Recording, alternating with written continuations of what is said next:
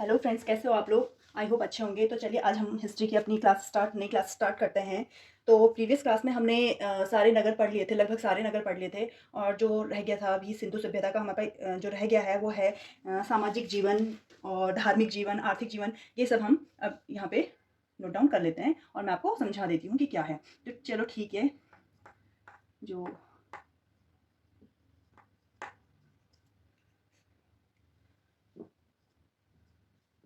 सिंधु सभ्यता का सामाजिक जीवन, तो इनका जो समाज था, ठीक है, तो इनका जो समाज था वो था परिवार समाज की इकाई थी। अब इसमें जो समझने वाली चीज़ें होंगी वो मैं आपको समझा दूंगी, बाकी जो नोट डाउन करने वाली चीज़ें वो आप नोट डाउन कर लीजिए, ठीक है। सिंधु सभ्यता का सामाजिक परिवार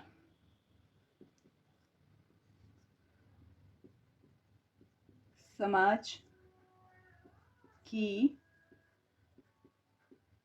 इकाई था, ठीक है। दूसरा था, जो परिवार होता था वो मात्र सत्तात्मक था।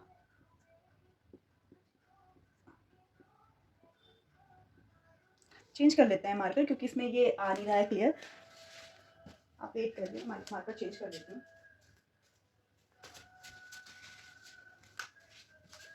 ठीक है, मात्र सत्तात्मक था। जो परिवार था वो मात्र सत्तात्मक था। ये कहाँ से पता चलता है, क्योंकि हमें यहाँ से सिंधु सभ्यता से जो मूर्तियाँ मिली हैं, ठीक है, वो क्या थी, वो दिखाती हैं कि ये क्या है, मात्र सत्तात्मक समाज हुआ करता था, क्योंकि हमें देवी की मूर्तियाँ ज़्यादा मिली हैं, ठीक है। इससे पता चलता है कि ये मात्र सत्तात्मक शासन था, ठीक है। आगे चलते हैं। यहाँ पे पुरोहित वर्ग जब इतना विशाल स्नानागार मिला है और उसके आसपास जो रहने के स्थान बने हुए थे, उनसे संभवतः यह लगता है कि यहाँ पे पुरोहित वर्ग भी रहा होगा। पुरोहित वर्ग, योद्धा। हालांकि जो सिंधु सभ्यता के लोग थे वो युद्ध प्रिय नहीं थे, ठीक है, और योद्धा थे। और यहाँ पे पुरोहित वर्ग था, योद्धा था, और जो था व्यापारी व्यापारी वर्ग। व्यापार तो आपको पता है, यहाँ का बहुत व्यापार फेमस है सिंधु सभ्यता में, ठीक है, कि व्यापार हुआ करता था। तो व्यापारी वर्ग भी संभवतः यहाँ पे होगा। और श्रमिक वर्ग के साक्ष्य मिले हैं, ठीक है।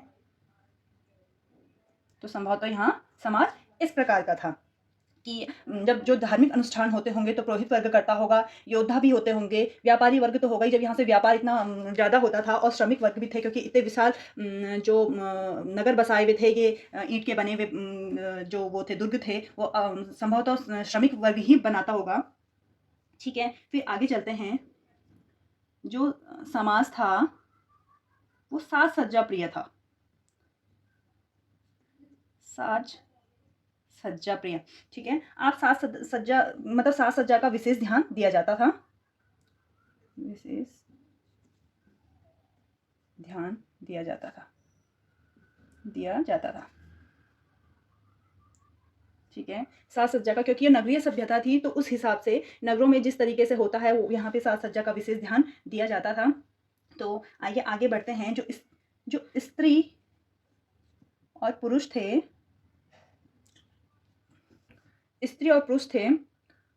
वे आभूषण, स्त्री पुरुष आभूषण धारण करते थे,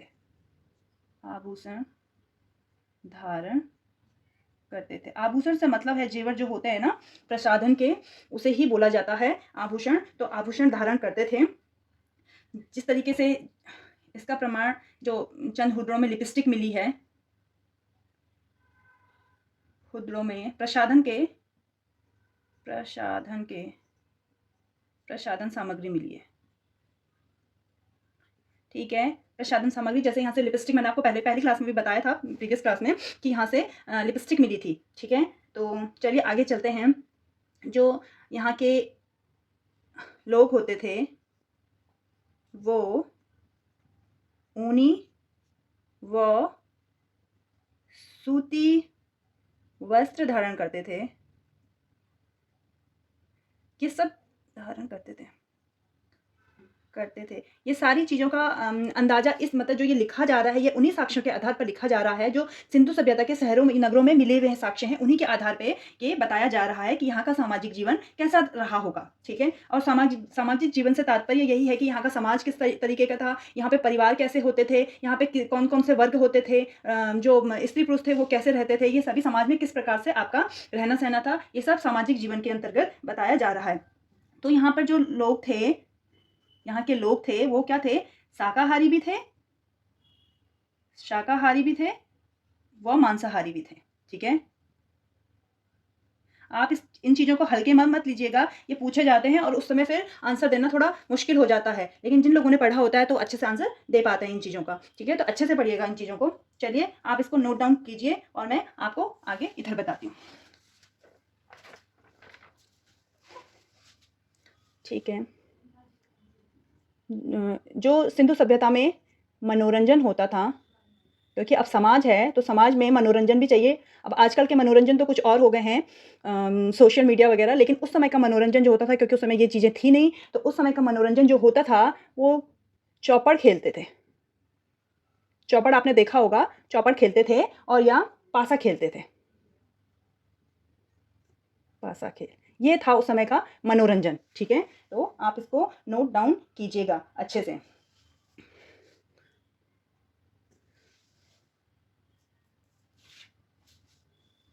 और चलिए अब नेक्स्ट, ये युद्ध प्रिय कम थे, युद्ध प्रिय कम थे और शांति प्रिय ज़्यादा थे, और शांति प्रिय ज़्यादा थे, ठीक है। युद्ध प्रिय कम थे और शांति प्रिय ज़्यादा थे। अब यहाँ पे जो दास प्रथा का बताया गया है, तो व्हीलर महोदय ने बोला है कि यहाँ पे दास प्रथा को इन्होंने स्वीकार किया है। व्हीलर महोदय ने दास प्रथा को स्वीकार किया है, ठीक है। तो दास प्रथा भी यहाँ पे आप लिखेंगे कि दास प्रथा भी थी, क्योंकि जो हमारे एक इतिहासकार हैं व्हीलर महोदय, उन्होंने स्वीकारा है किन्हीं साक्ष्यों के कारण, ठीक है। अब है हमारा राजनीतिक जीवन, सिंधु सभ्यता का राजनीतिक जीवन।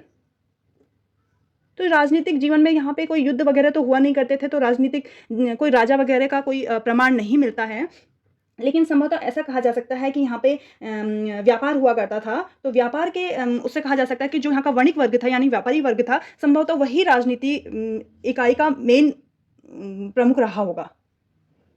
तो आप ऐसी लैंग्वेज लिख देना जैसे मैंने आपको बताया है, बाकी मैं यहाँ पे शॉर्ट में लिख रही हूँ व्यापारी वर्ग, क्योंकि जो व्यापारी वर्ग था वही यहाँ के आर्थिक चीज़ों का मेन इकाई था, तो वही संभवतः राजनीतिक जीवन की भी मेन इकाई रहा होगा, ठीक है। दूसरा, जो हमारे हंटर महोदय हैं, इतिहासकार हैं, उन्होंने कहा है कि जो मोहनजोदड़ो है, मोहनजोदड़ो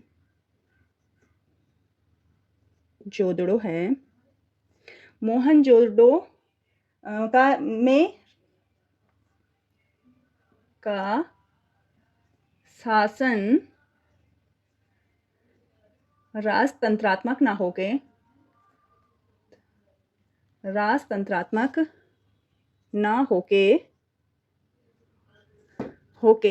जनतंत्रात्मक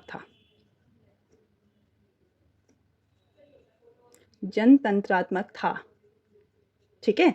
तो ये हंटर महोदय ने ये बात रखी है, ठीक है। तो राजनीतिक जीवन के बारे में कोई साक्ष्य बाकी नहीं मिलते हैं कि यहाँ पे किस तरीके का शासन होता था, ऐसा कुछ बताया नहीं गया है। जो भी साक्ष्य मिले हैं उससे कुछ इस राजनीतिक जीवन के बारे में कोई जानकारी नहीं मिलती है। तो चलिए अब हम जो हमारा आता है नेक्स्ट, वो है आर्थिक जीवन या आर्थिक व्यवस्था।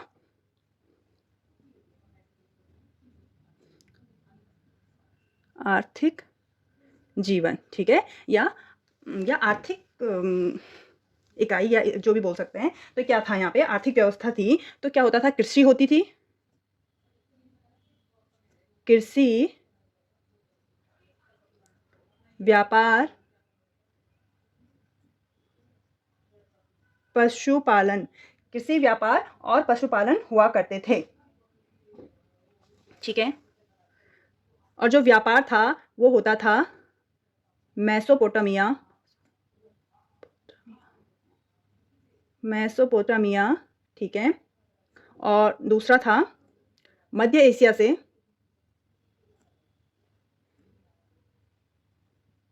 ठीक है, फारस से, ठीक है, अफगानिस्तान से,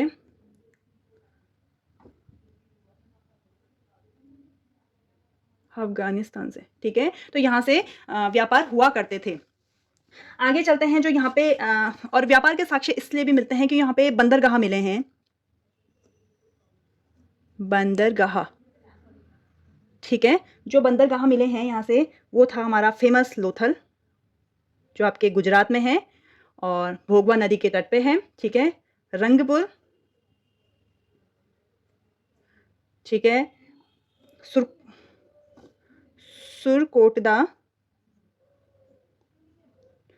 वर्तमान पाकिस्तान में है। और था प्रभास पाटन, प्रभास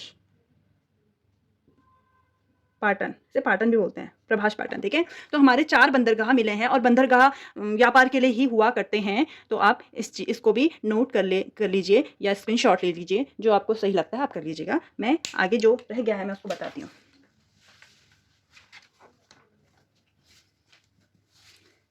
चलिए इसको इरेज कर देते हैं, ये आपका क्लियर हो गया होगा।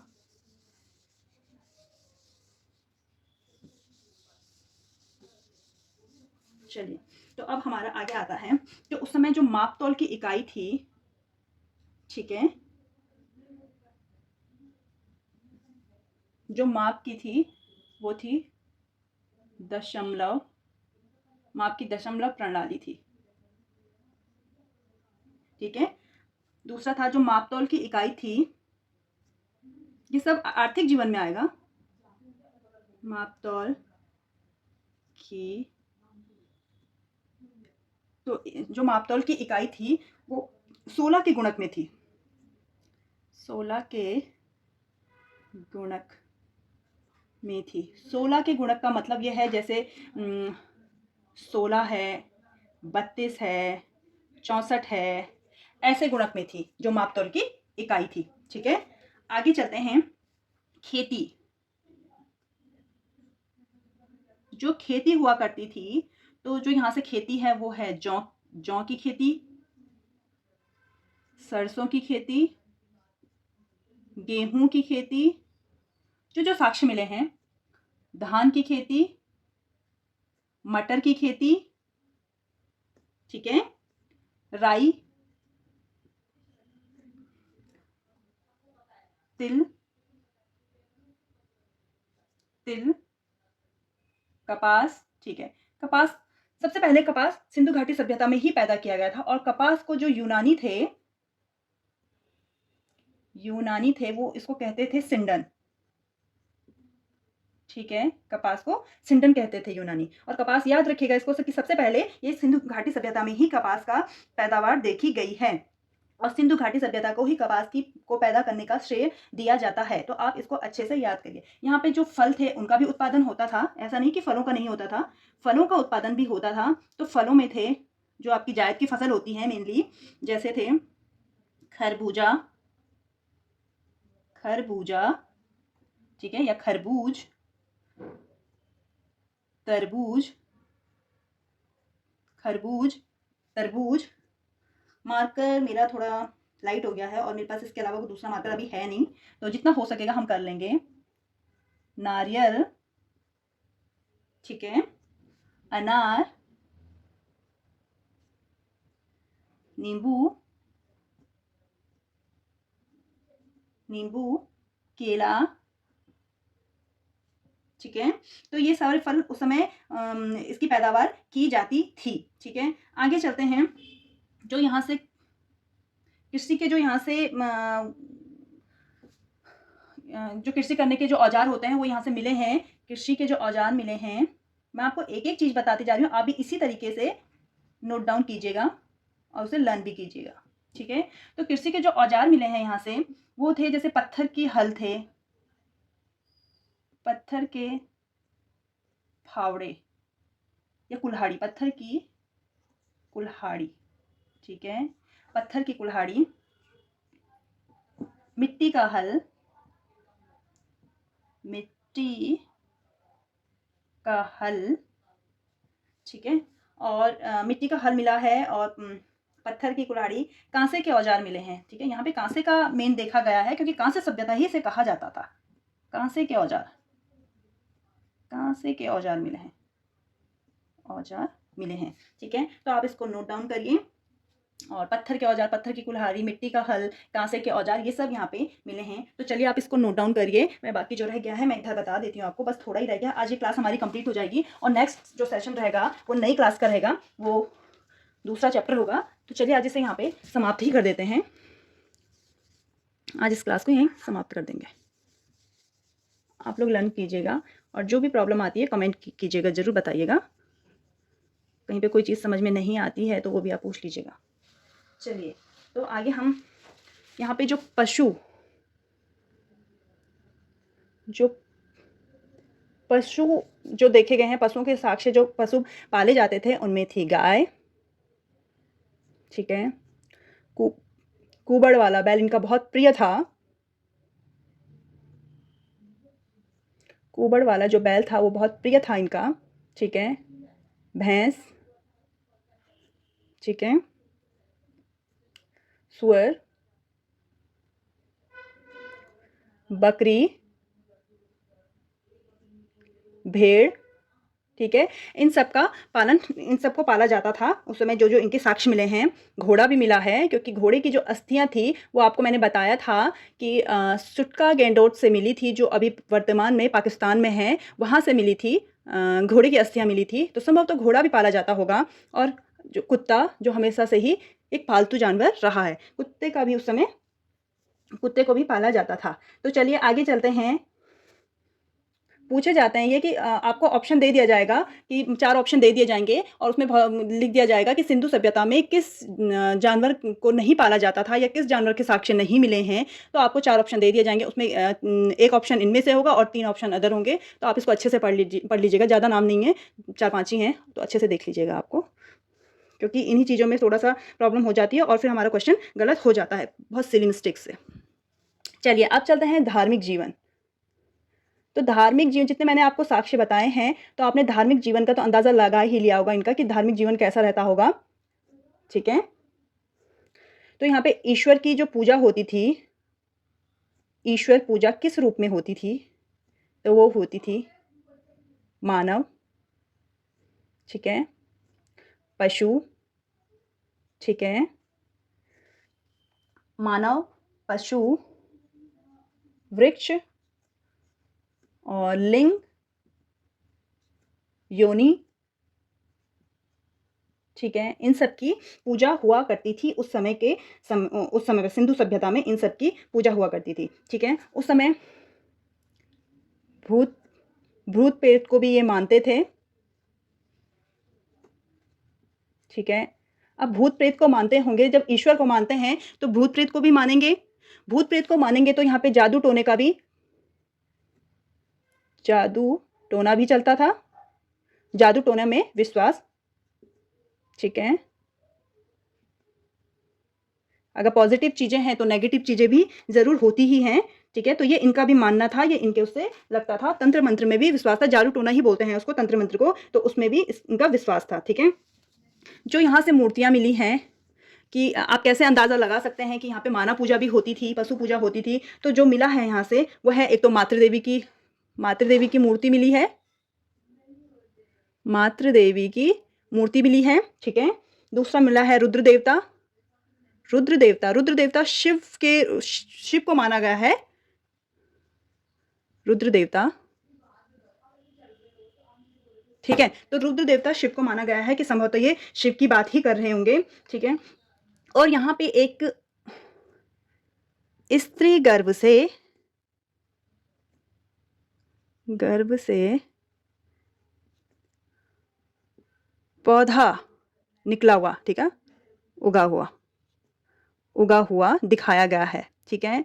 तो जो ये स्त्री गर्भ से पौधा उगा हुआ दिखाया गया है, तो इसको इन्होंने बोला है उर्वरा की देवी, उर्वरा की देवी की संज्ञा दी गई है, ठीक है। तो उर्वरा की देवी स्त्री गर्भ से पौधा, तो ये मतलब ऐसा मानना है, जो इतिहासकार हैं उनका मानना है कि संभवतः वो पृथ्वी को दिखाया गया है कि पृथ्वी सबका लालन पालन करती है, तो पृथ्वी ही वो है जो दिखाई गया, स्त्री दिखाई गई है, और उसके गर्भ से जो पौधा निकला हुआ है, ठीक है, वो दिखाया गया है।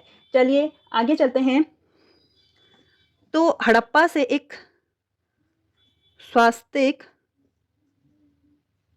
स्वास्तिक मिला है, स्वास्तिक का चिन्ह मिला है, ठीक है। तो इससे लगता है कि यहाँ सूर्य उपासना होती रही होगी, ठीक है। स्वास्तिक चिन्ह यह है कि सूर्य उपासना होती रही होगी, सूर्य का प्रतीक माना गया है, ठीक है। फिर है, चलिए, तो ये हमारा धार्मिक जीवन के बारे में जो जो था मैंने सब आपको बता दिया है, तो आप इसको नोट डाउन कीजिए। तो जिस तरीके से आज हमारी क्लास सोचा है मैंने कि आज क्लास समाप्त कर देते हैं यहाँ पे, सिंधु सभ्यता बहुत लंबा चल गया है वरना, ठीक है। तो चलिए आप इसको नोट डाउन कीजिए, मैं उधर बताती हूँ आपको। तो आज हम समाप्ति कर देंगे। तो अब हमारा जो रह गया है वो है सिंधु सभ्यता के पतन के क्या क्या कारण थे, ठीक है।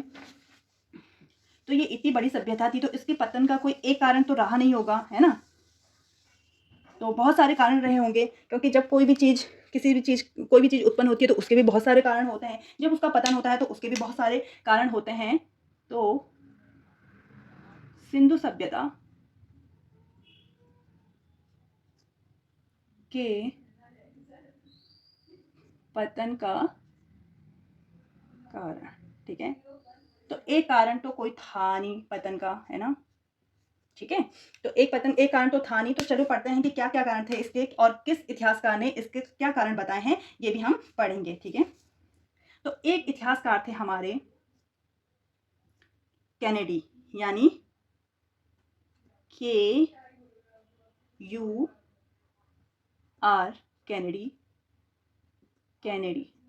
ठीक है। तो कैनेडी महोदय ने कहा है कि संभवतः इस सभ्यता, सिंधु सभ्यता का पतन मलेरिया के कारण हुआ होगा, क्योंकि उस समय मलेरिया भी बहुत होता था, मलेरिया के कारण हुआ होगा। ये हमारे किसने कहा है, कैनेडी साहब ने कहा है, ठीक है। तो जो दूसरे हैं वो हैं गार्डन चाइल्ड एवं व्हीलर हैं,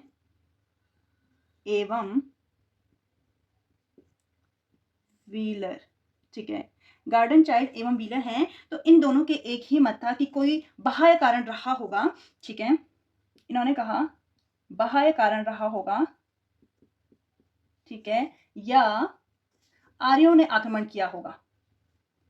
अब जो हमारे वैदिक सभ्यता वाले हैं वो आर्य हो गए ना, तो उन्हीं के बारे में बात कर रहे हैं। ये आर्यों का आक्रमण हुआ होगा, आर्यों का आक्रमण।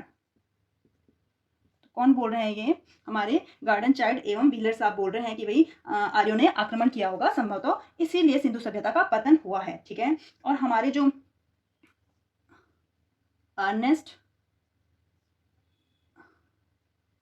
अर्नेस्ट महोदय हैं, ठीक है, अर्नेस्ट महोदय हैं, ये वही हैं जिन्होंने लोथल में खुदाई कराई थी 1935 में, ठीक है। दूसरे हैं हमारे RS महोदय, RS राव, ठीक है, ये वही हैं जिन्होंने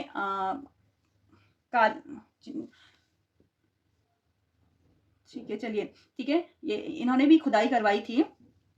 और हम दूसरे हमारे जॉन मार्शल साहब, जॉन।